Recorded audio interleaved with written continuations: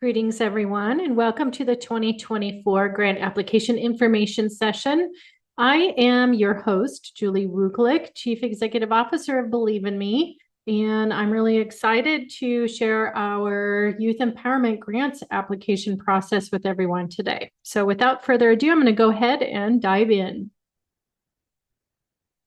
So let's start off by visiting our Youth Empowerment Grants Program page. You can get there by typing in believeinme.org in your browser, and then just navigate over here to nonprofits and click on Grants Program. That'll pull up just an overview of our grants program to familiarize yourself with who we are and what we're all about. So let's start off by talking about the features of our Youth Empowerment Grants Program. Number one, we are a mission-centric program. We prioritize programs whose missions align with ours. So that's probably step number one in your process, is just to kind of go and make sure that your program and what you're hoping to get grant funding for aligns with our mission. Number two, tangible impact. We want to know that the funds that we are expending on your behalf are benefiting kids, and we do that by measuring the impact. So we will require of all of our grantees that they show us measurable and real impact for the marginalized youth in our community. Number three, our reach spans outside of Spokane, Washington into all of Washington State, Oregon, and Idaho. So if you're outside of those reaches, unfortunately, we will not be funding your program. But if you're within Oregon, Washington, or Idaho, we prioritize in these areas. Number four, diversity, equity, and inclusion are huge for us. So at everything that we do, we try to make sure that it's fair and represents the community that we serve. So our grants administration committee and the processes for determining eligibility and funding amounts is a very equitable process. It's very well defined, and it literally is an algorithm based off of the responses that you provide in our application. So keep in mind that we try to be as fair as possible. Number five, good stewardship is at the core of everything that we're doing with this grants program. We do require that our grantees provide some financial stewardship paperwork. We're going to look at budgets, and we're going to look at financial statements and really make sure that we're able to maximize the impact by being good stewards of every dollar that's spent. A quick overview of our eligibility criteria. We fund grants that serve marginalized youth. If you don't serve marginalized youth, this isn't the grant for you. Secondly, you need to be a nonprofit and tax exempt. Your objectives and mission should align with ours. If you're wondering what those are, you can visit this little shared mission link here. I'm going to pull that up real quick. We'll go over that really quickly. So we make grants around our 5 pillars of caring. And these are modeled after Maslow's hierarchy of needs. So the first pillar of caring that we grant around is our basic human needs pillar. This is about making sure that all kids have access to the essentials they need for life, to feel safe and comfortable. And so things like food, shelter, clothing, essential documents, these are all things that children need in order to grow and mature and develop into healthy human beings. Some examples of what we would fund under our basic human needs program pillar are listed in this link here. You can look, like there's nutritional support, emergency support, safe and stable housing. The list is pretty lengthy, but just go through that and familiarize yourself with what types of programs we would fund. If you fit, then by all means, apply. Our second pillar of caring is all about love and belonging. This used to be just foster care and adoption, but we have expanded this out to family, friends, and advocates. So we really believe that every child needs to feel like they are loved and that they belong to a group of people. And so examples of what these programs might look like are also listed in this link here. This extends out to foster care, adoption, kinship care, mentorship, court-appointed special advocates. These are all programs and individuals that we would consider funding programs that provide support for them. Our next pillar of caring is community support. This replaces our wraparound services pillar by providing healing, opportunities for kids to develop resilience and transition into the next phase of their life. And so this is for kids who have been traumatized or abused, or maybe they're struggling with some substance abuse issues. These programs are going to help them kind of overcome those obstacles. So providing them support and guidance, whether it be like providing transportation, maybe some legal guidance, or even some cognitive behavioral therapy. It could look very different based on the child and what their needs are. But once again, you click on the link, you'll find some examples of support programs that we think would be a good fit for our funding. Our fourth pillar of caring is all about our education programs. And when we think about education, oftentimes we think about academics, but it spans far beyond that. Although we do fund programs for academics, we're also looking at programs that are teaching life skills like budgeting or cooking and cleaning, things that kids are going to need to know how to do as they grow up and mature. And if they don't have the support structure in place to learn these things, we really like to fund programs that are going to fill in the gaps there. So it's all about learning and empowerment and helping those kids to develop the self-esteem. And once again, there are some example education programs here in the link. And then our fifth pillar of caring is all about making sure kids learn how to have fun. And that's under our enrichment pillar of caring. In these programs, kids are developing connections with other children and adults. They're exploring, they're having fun, they're being creative. So things like music, theater, sports, and art are all ways that we can teach kids these facets of life. And so we've got some example enrichment programs here for you to explore, and just kind of line that up with your program and see if that's something that you feel like would be a good fit for one of our grants. So moving back to our eligibility criteria, your objectives should align with one of those 5 pillars of caring. If it doesn't, you're not a great candidate for one of our grants.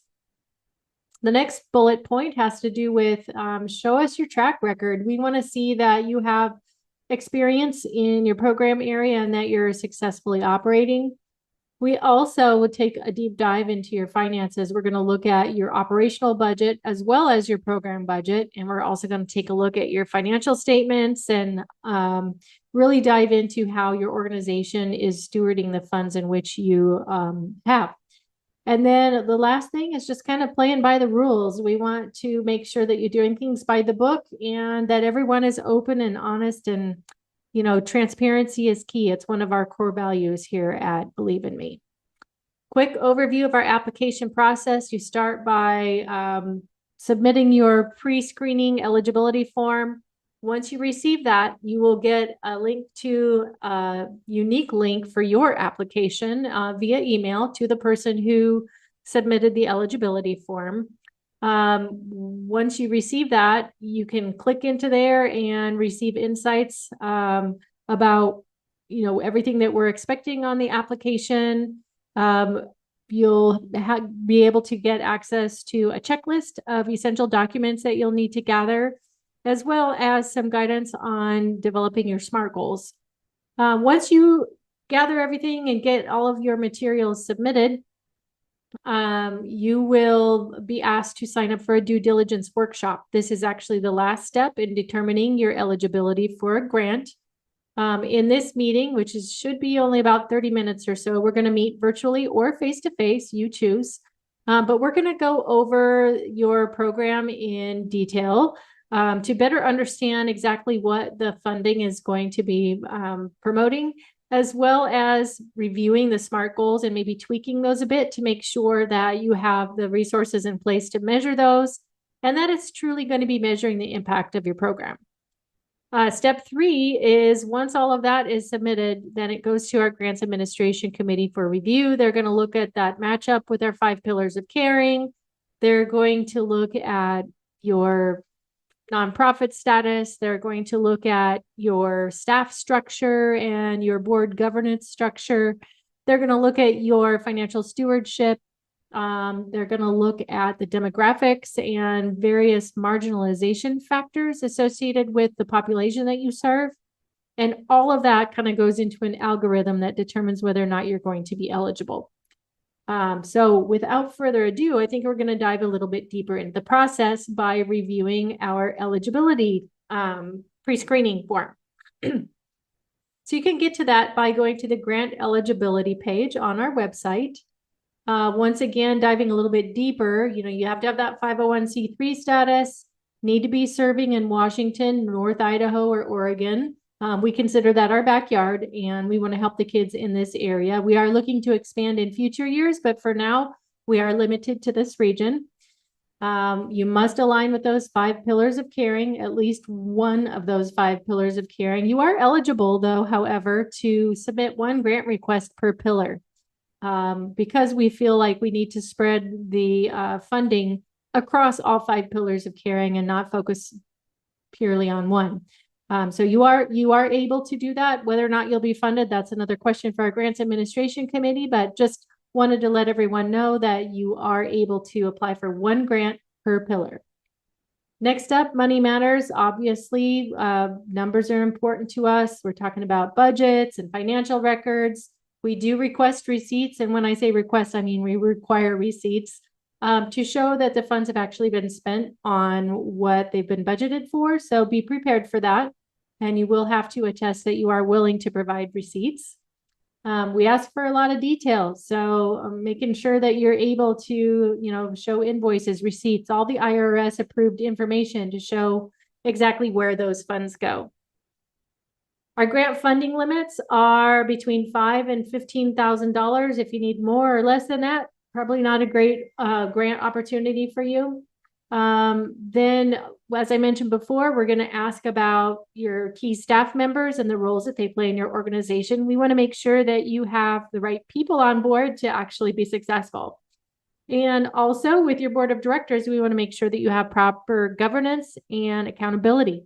So having said that, the last little step in your eligibility criteria is making sure that you schedule and attend that pre-award due diligence workshop, where we're going to review your program, make sure that we're setting those shared goals, and really define how your grant is going to make an impact on the community. So having said that, I did briefly want to cover what our grants do not cover. Personal payments and payroll are absolute no. We do not cover any payments to individuals. And so we've had questions about, some nonprofits are really small and, basically everything they do is human-based. So unfortunately, our board of directors and our grants administration committee does not have much of an appetite for this. And I'll share the reason is that we don't want folks' jobs on the line if we do not fund a program 1 year over the other. So their preference is to really funnel those funds towards direct program service-related expenses. So indirect costs obviously are not a preferred thing to fund, as well as administrative expenses, deficits, and fundraising or lobbying. Those are all things that our grant funding will not cover. So one thing before we move on is I wanted to just share with everyone that at the bottom of each of our grant program pages, we do have a bunch of frequently asked questions. We've tried to think of every question that we possibly can. So, and I believe those are searchable. So you can just do a little search if you have a question to see if you can find an answer. So next we'll run into the pre-screening eligibility form, just to kind of give you a quick overview of what that looks like. So you can go ahead and type in your organization name. I'm just going to pretend like I'm filling this out.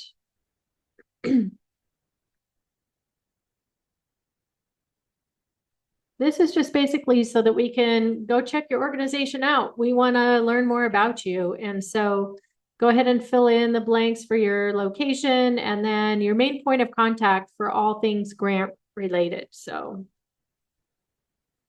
going to see if I can spell my name correctly or my title. And then on the next page, we're going to ask you just a yes or no question. Are you able to provide documentation that you're a 501c3 nonprofit organization? That answer will have to be yes. If you click no, you're going to get the warning sign and say, sorry, you're not eligible. Next question has to do with where you serve. So it needs to be Washington, Oregon, or North Idaho. We do not extend outside of these boundaries. The next page talks all about what we do and our 5 pillars of caring. So you'll have to indicate which pillar of caring you think you align with for your grant request. And you have to have at least one. And then the amount of your grant request goes here. And then we're asking, what are you thinking you're going to spend the funds on? If it's any one of these things up here, you will not be eligible. But if you click other, you will. And then financial plan and oversight. With regards to this, we're just reminding everyone that you do need to keep current financial records and retain your receipts at both the program and agency level, because we do request this documentation as part of our grant reporting process. So we do have a list of IRS approved documentation as evidence of acceptable payment. So please feel free to review that documentation and kind of get an idea of the level of scrutiny that we're going to be giving you if you are awarded a grant. And then also just making an attestation that your organization is able to provide a copy of your operational budget at the agency level, and then a statement of financial position or your audited financial statements. And then we just also ask, are you able to provide a list of your board members and their affiliations? And then that's it for the grant eligibility pre-screening form. So if you get to this part and click submit eligibility details, you will then receive an email in your inbox that invites you to fill out our application.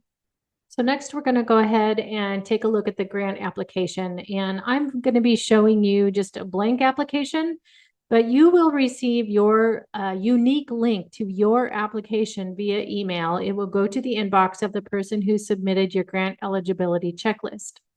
And basically, this will be a pre-populated form with all the information that you've submitted on your grant eligibility pre-screening form. So hopefully it will just, a lot of this information you'll just need to be reviewing. So to start off on the first page, we want to make sure that we're a good fit. And so we share our vision, our mission, and our values to make sure that you think it's a good fit. Good news, there's no fields on this page for you to fill out. You can literally just read it and then click next. On the next page, it's going to talk about those 5 pillars of caring and give you another review of what those all are. There will be links to go and check out those example programs. And this is loading really slowly, but you can see here that it'll give you some ideas of what those programs might look like. So you can click on each one of these to kind of determine which one is the best fit for you. You can then select which program that you think you're a good fit with, or which pillar.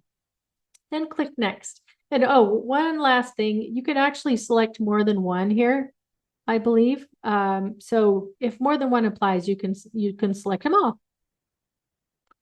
The next page, page number 3, is all about our equity and inclusion policies. At the core of who we are is all about being fair. And so we want to make sure that in everything that we do, that we take diversity, equity, and inclusion into account. And so we've provided a link here to our diversity, equity, and inclusion policy. You can click on that to open the policy and read it at length. Please make sure that it's a good fit for your organization. We do have a section in here about partnerships and engagement. So just review that and make sure it's a good fit for your organization. And if your organization aligns with ours, go ahead and select yes and move on. This area should be pre-populated. It's all the information that you've already provided regarding your organization. There will be some new information on this page, so don't just skip right past it, because we are going to be asking, have you ever been funded by Believe in Me in the past? So you click this box. We also want to better understand your organization's vision, your mission. Also, pictures are like 1,000 words. And so if you have a promotional video, please upload it here so that we can watch it. Our Grants Administration Committee in years gone by has really fallen in love with some programs because they have taken the time and effort to submit a video. So anything you can do to help tell your story in a way that's really going to resonate with our Grants Administration Committee, I highly recommend it. Also, we ask for you to upload a vector version of your organization's logo so that we can use that in promotional materials should your grant request be awarded. We do everything we can to share the love with your organization out in the community once you're funded. This just makes it easy for us and not having to go back and do that later on after the fact. Next, we want to know a little bit more about your organization by having you provide us with the number of part-time staff, full-time staff, and volunteers. We're just literally looking here to make sure that you have the people to support your ongoing program. On the next page, you're just going to confirm the information that you provided on your pre-screening form. So if you need to change any of that information, here's the place to do it. On the next page, we're then going to dive in a little bit deeper into who your leadership is within your organization, starting with your executive director, your finance manager, your grant funding representative, and your program director, as well as an outreach or marketing person. So on each of these, it's basically the same. And we realize that some of the smaller nonprofits may have these positions vacant. So if it's vacant, just click yes to this question and you can leave the names blank. But if you do have someone in that role, please provide us with their name, their title, at least one phone number. And then we are collecting both race and gender questions, just so that we can better understand your organization and the diversity of talent and background. And we just want to make sure that all the populations are represented as well as possible. And so once you get done with all of your staff members, then we're going to jump to your board. Very similar situation here. The only difference being that with your board of directors, we recognize that sometimes these individuals serve more than one role. And so if that's the case, like if your board president is also your secretary, you can click this and say, this person is also the board secretary. Just give us a little bit of an explanation. But basically the form is identical to your staff, although we do also ask for their professional affiliation. So where are they employed? What associations are they members of? Are they doing any other volunteer work? We just kind of want to see how well-rounded those individuals are and what type of business function they serve. So you'll do that for all of your board members.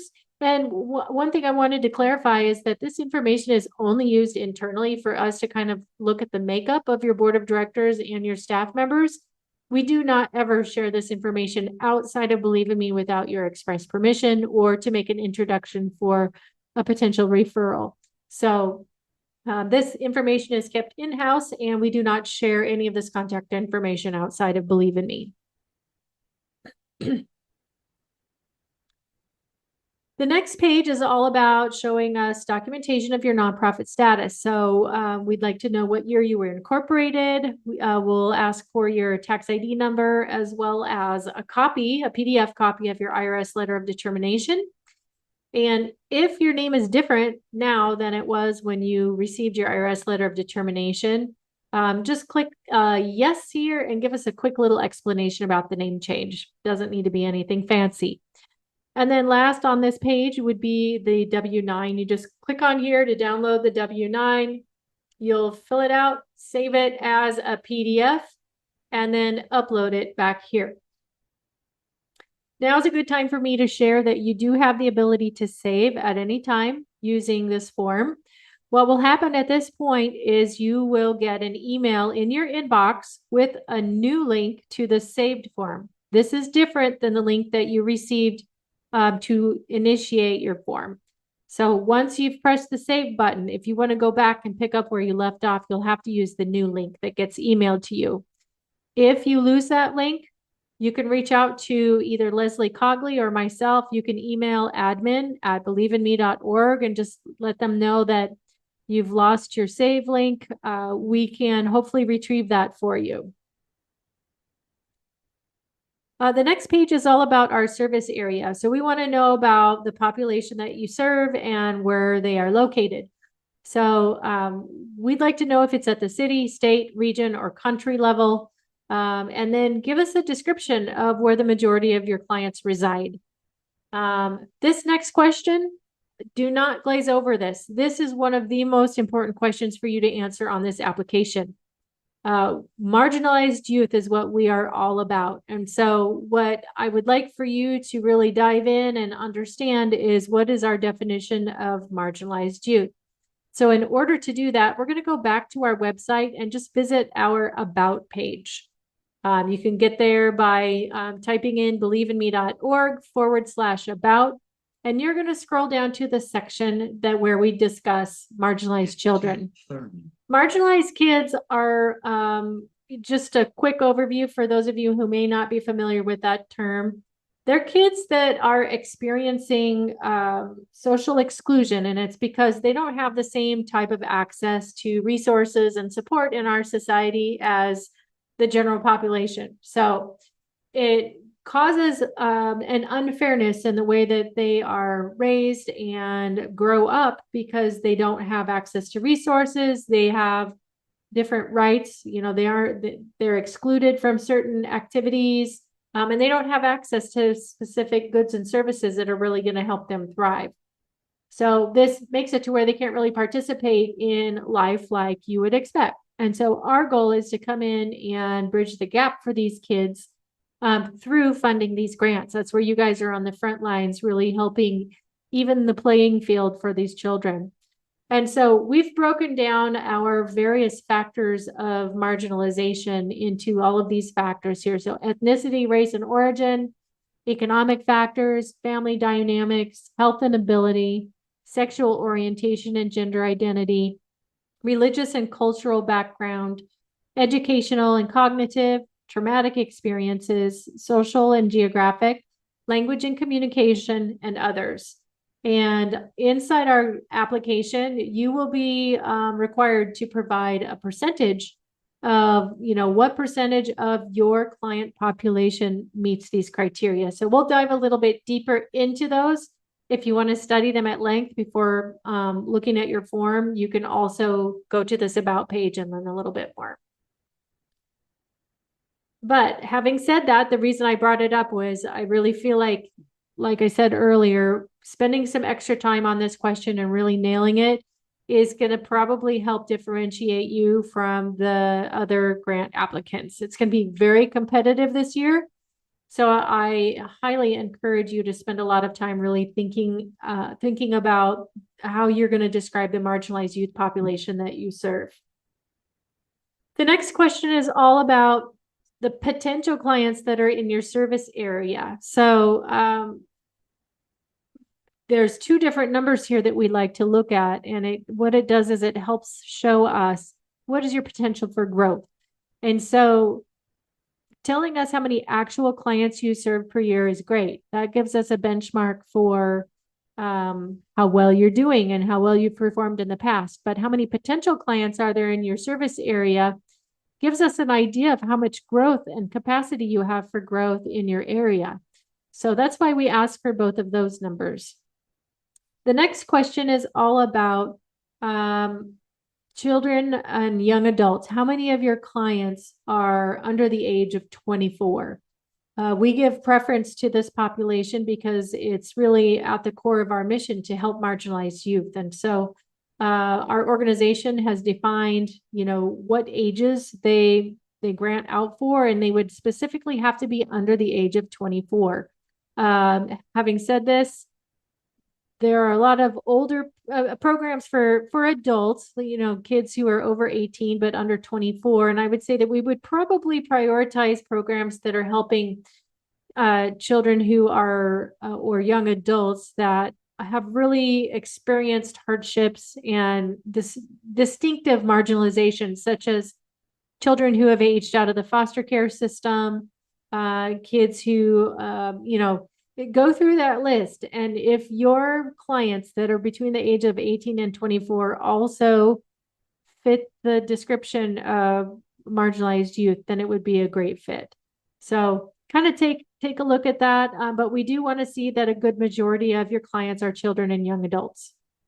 And then this last question on page 9 is all about, how do clients qualify to be eligible for your services? Do they just walk in the door, or is there some sort of a screening process that helps them get access to your resources? We kind of want to know how they become eligible. So if you can give that description to us, that would be great. I've seen in this field, some people put that they're eligible for free or reduced price lunches, or maybe it's a referral from DSHS. Whatever it might be, we would love to hear how people get access to your program. The next section starts our marginalization factors. And the good news is these pages are all similar. I think there's about 10 of them. So it makes up a good chunk of the application. But once you gather all the data, just entering it in won't take too long. But this first section is all about ethnicity and race. We just kind of want to know which of these ethnic groups do what percentages of your clients fall into each of these categories. The next one is all about economic factors. So, what percentage of your clients are living in a household below poverty?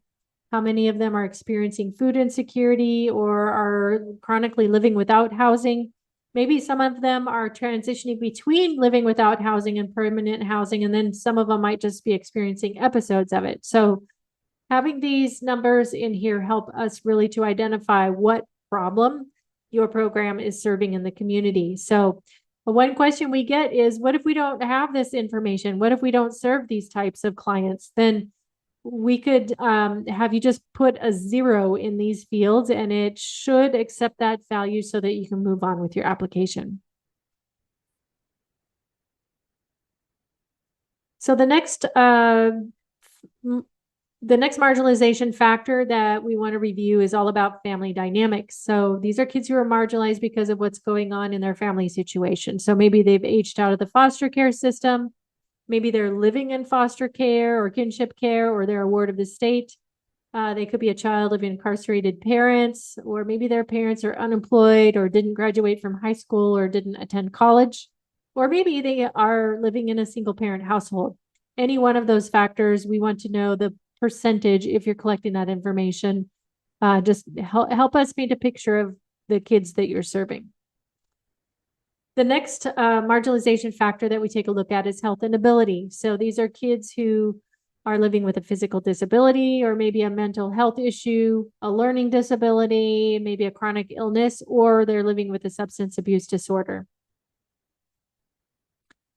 The next section is all about orientation. So we're asking for the percentage of your clients that are LGBTQ, gender non-conforming or non-binary, or intersex.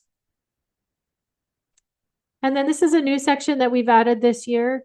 It's all about culture and faith. There are some marginalization factors that occur when kids that belong to minority religious groups end up facing discrimination and some inequities due to their belief system. And so we want to also provide for some protection and some guidance for them as well. So I'm not aware of any organizations that are actively doing this, but we want to promote that it's something that we would support, provided a significant population of kids were needing these services.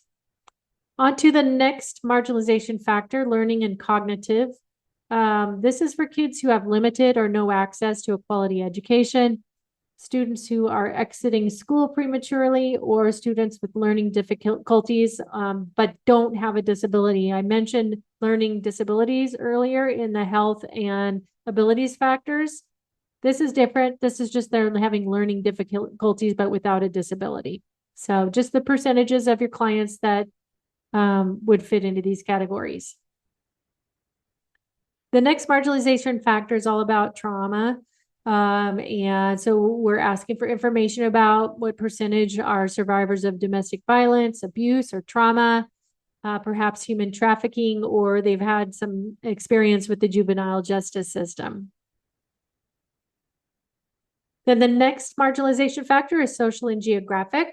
So these are kiddos who are living in high crime rate areas. Maybe they're living in a rural area that has limited access to resources, or they're just straight up isolated and they lack access to technology. They can't get access to the resources that they need. So then the next marginalization factor is language. So children who are non-native English speakers, and also perhaps have a lack of fluency in English. And last but not least, on our marginalization factors are all those ones that don't really fall into another category. So high on the list there would be pregnant teens or young parenting teens.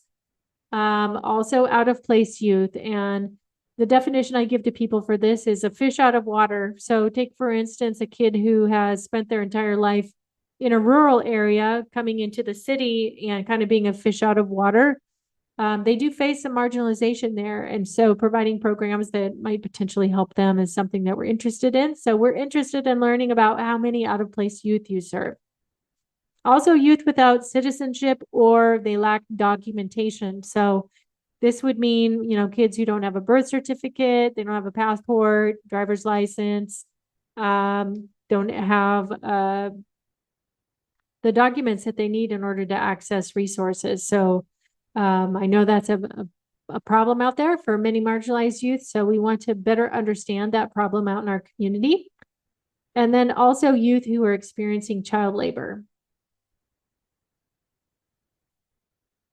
So after identifying, the marginalized youth that your program is specifically serving, this is where we're going to dive into the actual grant application portion, where you're going to define your program and provide us with a budget and all the ways that we are going to measure success. So number one thing is you need to align yourself with one of our 5 pillars of caring. And as I mentioned before, you could fill out up to 5 of these, one for each pillar. So we could start with our basic human needs. Ideally, your program will have been in existence for long enough that it has a name. So you're going to give it a unique name here so that we can better identify this in our systems and to also spread the word about what you're doing. We want to know how many marginalized youth are going to be supported by this grant request.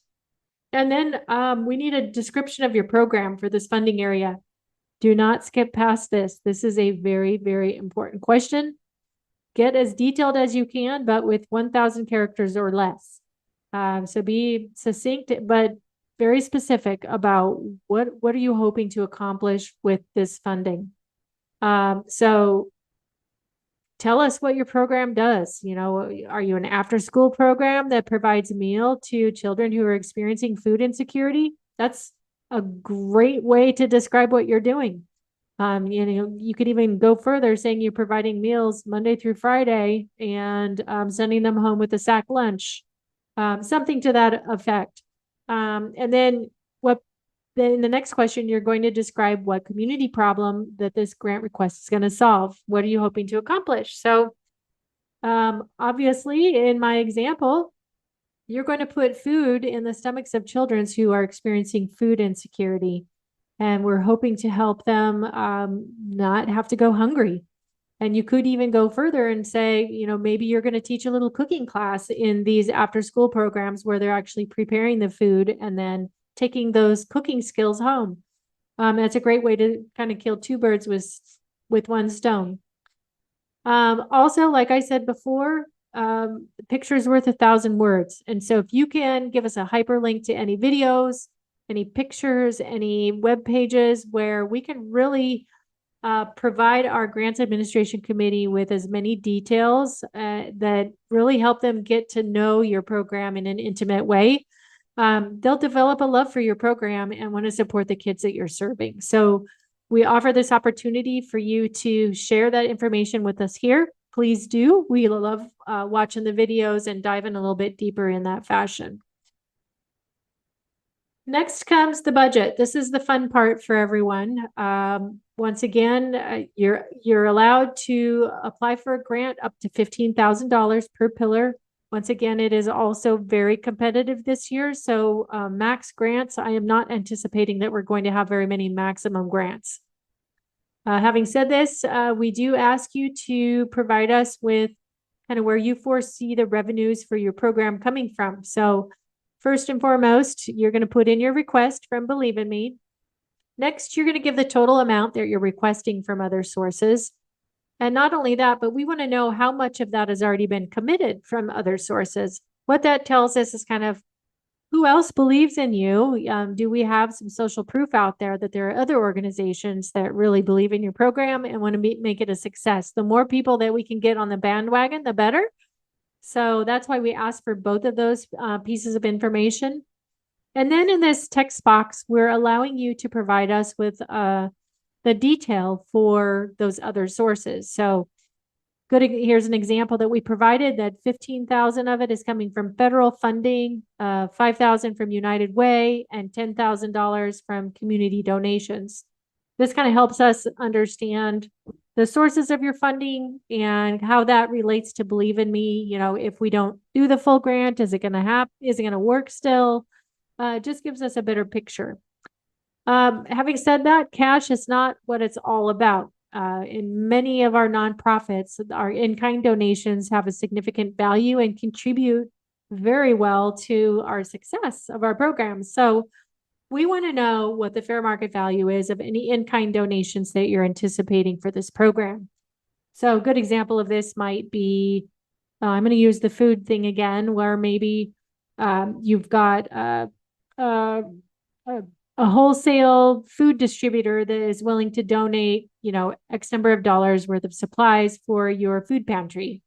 This would be a great spot to put that. That's an in-kind donation. There's no cash exchanging hands. However, there are goods or services provided that are going to help benefit your program. So that's the income side. Let's look at the expenses side. And once again, keep in mind, this is just at the program level. We're not looking at your entire agency at this point. This is just your program. So first and foremost, what we do cover is program service expenses minus the salaries. So keep in mind, we are asking for salaries, but that's just so that we can do some calculations as far as the percentage of your expenses that are going towards salaries versus other things. And so we do ask for that program staff salary. It's not covered by the grant, but we do want that information just for calculation purposes. Most importantly are probably program materials or supplies, equipment, any services that you're providing to clients, program development, program outreach, evaluation and impact assessment. It's a pretty extensive list, but go ahead and put your totals in here. And then down in this little field right here, you're going to give us the details. So you've put your totals up above, but you're going to give me the details down below. So here's an example. We've got program equipment, and underneath that category, for a total of $1,600 up above, it would be $600 for soccer balls and $1,000 for uniforms. And then for a $300 program outreach budget, we would be spending $300 on promotional flyers.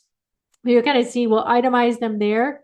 And what that does is it gives our grants administration committee an idea of, okay, this is where all the grant funding is going to go towards, and we can get behind that. We like that. We think that's going to be great in helping empower these kids to participate in whatever activity. And next we're on to management and general expenses. And these are not expenses that we typically cover. However, some of them we do, but not staff salaries or benefits and not the indirect costs. So what we're typically looking at the management and general expenses is just the total of it. We want to make sure that it does not exceed 15% of your total program budget. So we do want to kind of see how you're spending funds here. And if you are allocating out some salaries and whatnot for various things, this is a good place to put those allocations. One thing that we will pay for in this category would be training and development for your staff.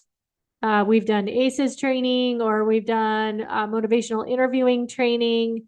We've done the assist suicide training for some of our programs. So it's not unheard of that we would do a little bit of funding here, but I highly recommend putting most of your grant request into the program services expense area.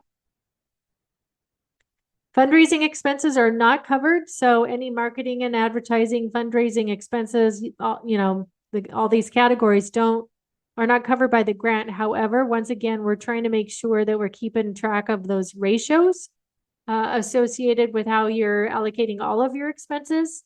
So your program expenses, we'd like to see them right around probably let's say about 80% of your expenses should be going towards towards your program.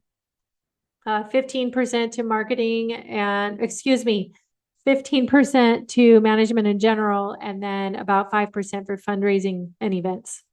And once again, we do provide an opportunity for you to give us the detail here. And I'll be moving this field to a different spot, probably below here. But if you are using any outside vendors or third-party contractors for any of these expenses, we'd like to know the name, especially if it's one that will be covered by the grant.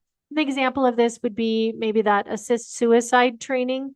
We'd like to know who the vendor is. If you just want to put maybe a link to their website, or you could even forward us a copy of a quote that you've got for them. That would be helpful for us to better understand who you're working with in order to facilitate your program goals.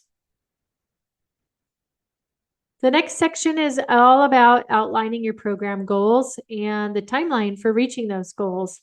And so there's a couple of steps in this. Number one, we're going to have you take a stab at developing your own SMART goals, which are goals that are specific, measurable, achievable, relevant, and are time bound. And so we actually, on our grant application process page, which I'm going to navigate to right now, if you go all the way down to the bottom, we have some quick links to some lovely things here, some resources for you to take advantage of. In here is our SMART goal setting worksheet, which you just click here and it'll pop up with a list of, kind of what is a SMART goal? What are the benefits of using them? How can you get started? And basically we give you some examples and try to take the whole process apart for you and explain it in a way that's going to make it easy for you. So the goal here is that you're going to craft an incredible SMART goal that really eloquently defines for us exactly what you're planning to accomplish, how the funds are going to be used, what time frame that's going to be, how you're going to measure your progress, and kind of what key performance indicator you're going to use to measure that.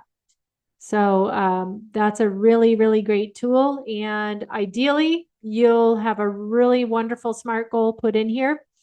And then after that, you're going to give us a little bit more detail here. So we want to know what key performance indicators you're going to use to measure that success. And we want to know how we're going to know when you've successfully met your goals. And then we're going to ask for a baseline KPI and a goal KPI. And a lot of people have asked, what's a KPI? So we've got a definition right up here. A key performance indicator is a measurement or a metric that tells you how well you're doing in achieving your specific goals or your objectives. And so it helps all of us to understand if you're on the right track, and it helps us kind of navigate throughout the year to see how well you're doing with regards to, what you thought you were going to accomplish and what you have actually accomplished. So we start out with a baseline KPI. So if your SMART goal and the KPIs that you're establishing as part of that is something new, it's okay for you to put in here, we're not currently measuring this, but we plan to start measuring, blah, blah, blah, blah, blah, to meet our goal. And then down here, you're going to say what your goal KPI is, your key performance indicator that you're hoping to hit. And then in this next box, you're going to tell us what resources are going to be needed in order for you to achieve this goal, and how your grant request is going to help you reach those objectives. Once again, directly tying your funding request to your goal and how that's going to help you meet those objectives is really important. So spend some extra time here to really craft a really good narrative that's going to really connect the dots for our grants administration committee. And then the same here for the next question pertaining to the 5 pillars of caring. You've already identified which pillar of caring you think you match up with, but get into the nitty-gritty details here. Tell us why and how, and We really want to better understand why you think this is a great match. And then we've got our program start date and end date. And we typically will cut checks for those grants that are awarded on January 15th. And there's a few grant reports that are due in between there, but your final grant report will be due the following January 15th. So you've got a year there. And we do have some programs that align more closely, not with a calendar year, but with an academic year. So they don't start using any funds till maybe August or September and aren't done with their program until June or July. So we are flexible there. And that's why we ask for a program start date and end date, is so that we can build that flexibility into your program and your reporting structure. And the last little bit here on this is all about innovation and collaboration. So our Grants Administration Committee and our Board of Directors are highly interested in organizations that are being innovative. So what I mean by this is you're solving the problems of these kids in very new, unique, and different ways that nobody else is doing out there. We want to see that you're kind of standing out from the rest. And this is your opportunity to show us how you're being innovative. So don't just skip over this question either. It could be what differentiates you from the next organization that's applied for the same funds. And then the very last question on this page is all about collaboration. We love to see the economies of scale that happen when two agencies partner together to solve problems together. So finding another organization within our network or even within your network that you can partner up with to really magnify the impact of a program that you have going on is highly recommended. You could even partner with 2 or 3, and we even recommend that all 3 of you submit a grant application. Doing so will really increase your chances of getting successful funding. And honestly, the end product from our perspective is that you're really going to ramp up the efforts as far as reaching these kids. So that is it for the income and expenses area for making a grant request. But one thing I did want to point out is at the end of this page, you're going to see this message. It says, click plus add item if you would like to add another grant request under another pillar of caring. So as I mentioned earlier, you can apply for up to 5 grant requests, 1 for each pillar. So in order to do that, rather than clicking next, you're going to click on plus add item, and that will open up this page again. It'll be all cleared out and you'll be able to enter it for another completely different program under another pillar. And you can continue doing that until you're ready to move on. You can do 1, you can do 5, you could do 3. Just keep in mind that we do have limited funds available this year, $200,000 to grant out. So we just want to make sure that everyone is keeping the greater good in mind and not getting greedy. I know we all need funds, but really fine tune what you're asking your funding for and don't ask for anything more than what you actually need. So we're going to click next to go into the final sections of our grant application process review. So this is just where you're going to give us some agency level information. We'd like a copy of your most recently audited financial statements. From our perspective, audited financial statements are about as transparent as you can get. And it's the best way for us to determine whether or not you're being good stewards of the funds that you've been entrusted with. So if you have them, our preference goes towards audited financial statements. We do also realize that there are smaller nonprofits not required to get audited financial statements. And so what we ask for from those organizations is your past 2 years of profit and loss statement. So we need to be able to make sure that we have access to that financial information. And like I mentioned before, our preference goes towards audited financial statements. Next, we're going to ask you to upload a copy of your management letter associated with your most recent audit. We will be editing the form to make this field not required because we recognize that folks who aren't getting their financial statements audited will not have a management letter. We do read these, so please make sure that you're actually uploading your management letter associated with your audit. The third area here is for you to upload a PDF copy of your organization's operating budget. Once again, we're not going to tell you how to run your operations, but we just kind of want to see, once again, those ratios for your management in general and fundraising and your program expenses. And then the last thing on this page is a PDF copy of your most recent IRS Form 990. And something that is completely unpublicized and is only available to those programs who we do decide to fund in 2024 is the opportunity to create a co-branded video with Believe in Me and our Emmy Award winning video production team at Stage 2 Studios. So as you can see in the picture here, we actually were awarded an Emmy Award for the brand video that they created for us a couple years ago. You could feel free to click on the link here and you can watch the video. Or you can watch the award ceremony where we actually received the award. It was a really unique experience, and we're excited to be able to share this level of professionalism and notoriety and exposure for your cause. So what we are offering this year is the opportunity to create a co-branded video with your program and Believe in Me, spotlighting, how you align with Believe in Me's mission and how your program is making a difference and our funding is making a difference in the community. So this is totally optional. You do not have to fill out this part if you don't feel it's a good fit for you.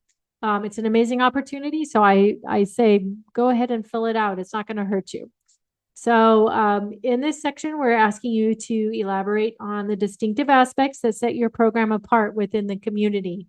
And keep in mind kind of the narrative or the storytelling aspects of what doing a video with Believe in Me, how you can position that to be competitive, because I do believe this portion will also be really competitive. We're only giving out 5 of these, 1 per each pillar. So really, really great opportunity. The next section in the video area is all about community impact. We want relevant statistics. We want data. We want you to tell us how your program is making a positive impact on the kids in your community.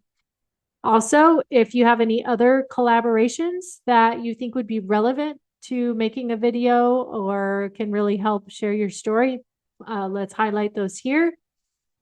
And then also, if you have an idea of, paint a picture for us. Tell us what you'd like this video to communicate. How do you think it would match up with one of our 5 pillars of caring and Believe in Me? And how can we tell that narrative in a way that's really going to resonate with both of our donor audiences? Then we kind of get down to the logistics of things. We need to make sure that your organization and your program has the capacity to actually follow through with doing the video. So we do fly Stage 2 Studios in from Denver, Colorado for the video shoot. So there's a lot of logistics with scheduling and actors and locations and all that good stuff. So we need to make sure that you're willing to accommodate 3 to 4 hours of on-location filming at your premises and that you're available and willing to do that. We also are going to have you identify and get video consent and media releases for at least 10 to 15 individuals who can represent your program in the video. They can be all ages, all sizes, all colors, all skill sets. We really want to represent our community here. So making sure that we get a nice diverse group of people that represent the population that you serve accurately.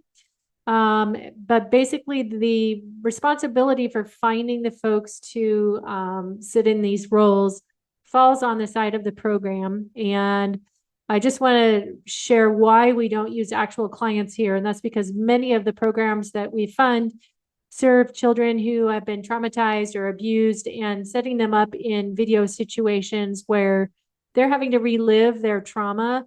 It's very, very hard on them. And so we just have found that using volunteer actors that can potentially reenact certain situations, it doesn't always have to be a sad situation, but we prefer to use volunteer actors so that we're not re-traumatizing anyone.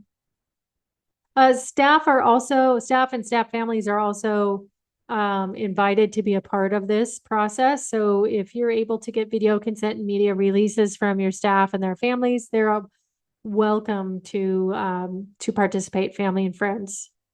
We do require video consent and media release for everybody that's being filmed prior to participating. So that's something that we will also ask you to help us gather. And then we also need access to still images and videos showcasing your program, your staff, your activities. We're looking for like 50 still images and about 30 minutes of raw content, video content. So they use this to kind of fill in the gaps for some of our storylines and help make it real and authentic with our audience. And then the last few questions here are just for the video production team, just to kind of know what kind of media content you have and, you know, what platforms you prefer to share that in, and any additional information that you have that would help bolster your application for this separate grantee profile video grant. Really exciting opportunity, and I'm very interested in reading these applications. I think it's going to be amazing. So the last page of our grant application is all about signing off on our terms and conditions. So the first condition is that you do have to attend a due diligence workshop. When you click on your schedule due diligence workshop button, it not only submits your application, but it'll take you to this page here where you can schedule your due diligence workshop with our grants administration committee team. So you will need to do that after you fill out the application, but before we need to complete that meeting before October 20th, or your entire application will not be considered. You have to do the due diligence workshop. And in those due diligence workshops, we're going to review your program once again. We're going to go over those SMART goals. We may fine tune them. We're going to review those KPIs to make sure they're appropriate. And we're going to make sure that we're going to be able to measure impact. It's really a way for us to align and focus and get on the same page. And it shouldn't be more than 30 minutes or so, but a great opportunity for both of us to get to know one another better. Second bullet point is you're attesting that you'll only use the grant funds as specified in the proposal. And you're reiterating here that salaries and payroll are not an approved use of grant funding. You're attesting here that you'll maintain your records to show and account for the uses of grant funds, including provision of receipts for all the expenses associated with this grant award. I'm going to put a little asterisk here and say, once you have provided enough receipts to get you up to the total grant amount, we don't make you show any more beyond that. So if your total budget was $150,000 and we granted 15, once you gave us $15,000 worth of eligible receipts, you don't have to show us anymore. So just wanted to reiterate that. Next bullet point is allowing the foundation to review your records to verify those grant expenditures, which is basically the same thing. And then you're also going to provide us with written acknowledgement once you receive your grant funding. You'll send us a little email or you'll send us something in the mail that says, hey, I got your check. We're all good to go. And then you're going to repay any portion of the funds not used for the specified purposes. We rarely ever have this happen. I have one example where we had an organization that was purchasing the Imagination station. It's some playground equipment, and their quote that they had been given was higher than what they actually got charged because they got a nonprofit discount. So they actually repaid the portion of the funds not used. And we were shocked and surprised. We would have been very happy to actually find something else for them to spend it on, but because our goal is really to help support the kids. So we don't really want to be taking our money back. So we'll work with you if things change throughout the year and you're not able to spend the funds like you had hoped. Just reach out to us and we'll talk to you about it. We want you to also attest that you'll refrain from using the funds for any purposes that are prohibited by law, and that you're going to cooperate with us to publicize the grant award. Once again, we want to tell the world about everything that you're doing to help support marginalized children, and we're hoping that you'll do the same for us and let the world know that we are helping you on that mission. And then last but not least, Your grant application is subject to the Believe in Me Grants Program policies, which are subject to change from time to time and they are placed on our website. So you should be able to find those if you ever want to refer back to them. So once you agree to the terms and service, fill out your name and date, and you're going to click on the schedule due diligence workshop button. You're going to be taken to the page where you'll schedule that meeting, and we will follow up with you. Just because you've scheduled a due diligence workshop does not mean that we will actually have it. We're just saving a place on your calendar. We will be pre-screening all of the applications for eligibility. If at a first glance you do not appear to be eligible, and somehow your application got through the cracks, which it shouldn't, but it happens, we will just kindly notify you that you're not eligible and we're not going to proceed. But if you at first blush look like you're eligible, we will proceed with the due diligence workshop. We will then present all of your materials to our grants administration committee for review. And then on December 8th, we will be hosting a grant award announcement ceremony. And at that ceremony, we'll be listing out all of the organizations that are going to be receiving funding from Believe in Me. There is a link to it on our grant application process page. That's step 4 in the award process. There's a link to the Zoom meeting. You can join now, but it won't really open up until December 8th. But we'll make all of our announcements then, and then shortly thereafter via email, we will let everyone who has applied know via email whether or not they are going to be receiving funding. Those who do receive funding will need to sign our grant award agreement. And then you will schedule a check presentation where we will bring a big check to your organization. The actual funds will come via US mail on or before January 15th. And one other thing we do when we do your check presentation is we actually sit down with a member of your organization to do a video interview to learn more about your program, so that we can promote you on social media and really get the word out about all the great work that your organization is doing. Aside from that, we do require grant reports. We will be having a grant report information session on February 1st. And so that will be before any impact reports are due. Those impact reports are due on May 15th, September 15th, and January 15th. We've reduced the number of reporting periods to 3 this year. We're trying that out. And if you want to add the impact reporting info session to your Google Calendar, there's a link for it here on our grant application process page. Once again, I wanted to draw your attention to the helpful resources that we have located on the bottom of our grant application process page. We have a link here to check your eligibility. That should take you to the grant eligibility page where you can fill out the grant eligibility pre-screening form. There's also a link here to schedule the workshop. If for some reason when you fill out your application, you didn't didn't schedule your workshop, we have an additional link here for you to do that. You should also get one via email. So and remember, that is the very last step in your eligibility. So don't forget to schedule that. It would be really, really sad for you to have gone through all the work of filling out your grant application and not scheduling that workshop. This grant application info session is already in progress, so this is kind of obsolete, but we will put a new link here for the 2025 grant application information session very shortly. You can watch this recording by clicking on this link. So this is a grant application info session recording. If you want to download a copy of the application without all of the graphics and everything in there, you can download the form here. It's a PDF. It's a great way for you to kind of dive into what questions you need to answer ahead of time before opening up the form. We also have a checklist here of essential documents that you'll need to gather so that you can upload them into the platform. Once again, that SMART goal setting worksheet which will step you through setting up your own SMART goals.